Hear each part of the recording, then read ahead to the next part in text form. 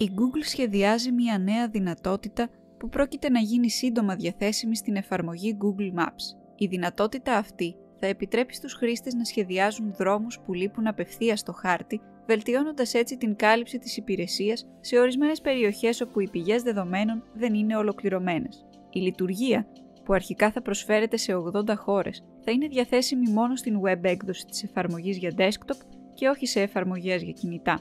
Φυσικά, η Google θα ελέγχει αυτές τις προτεινόμενες αλλαγές στο χάρτη πριν τις δημοσιεύσει, ώστε να μπορούν να τις δουν και οι άλλοι χρήστες. Οι χρήστες θα μπορούν να μεταβούν στην επεξεργασία χάρτη και εκεί θα βρουν την επιλογή δρόμους που λείπει. Από εκεί θα μπορούν να σχεδιάσουν έναν δρόμο, να αλλάξουν την κατεύθυνσή του, να προσθέσουν ένα όνομα ή να διαγράψουν ένα δρόμο. Η Google έχει προσφέρει και στο παρελθόν στους χρήστες τη δυνατότητα να επεξεργάζονται τους χάρτες της. Η εταιρεία δημιούργησε το εργαλείο Χαρτογράφος, το οποίο λειτουργήσε ως ένας χάρτης που επιμελούνταν η κοινότητα της Wikipedia.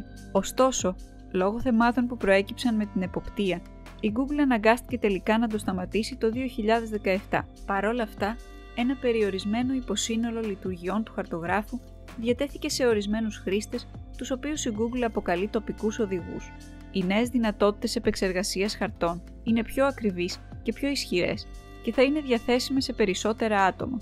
Η Google αποκάλυψε επίσης μια διαφημιστική προσπάθεια που ξεκινάει για να πείσει τους χρήστες Android να αφήνουν περισσότερες κριτικές για τοπικές επιχειρήσεις. Ακόμα, θα εισάγει μια νέα δυνατότητα για τους χάρτες που ονομάζεται ενημερώσεις φωτογραφιών.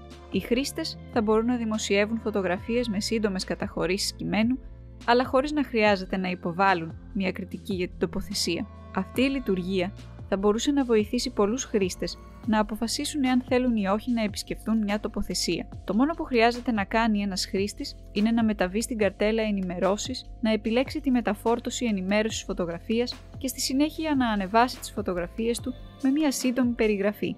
Η Google αναφέρει ότι οι ενημερώσεις φωτογραφιών θα κυκλοφορήσουν τις επόμενες εβδομάδες, ενώ το εργαλείο επεξεργασίας δρόμου θα γίνει διαθέσιμο στους χρήστες τους επόμενους μήνες.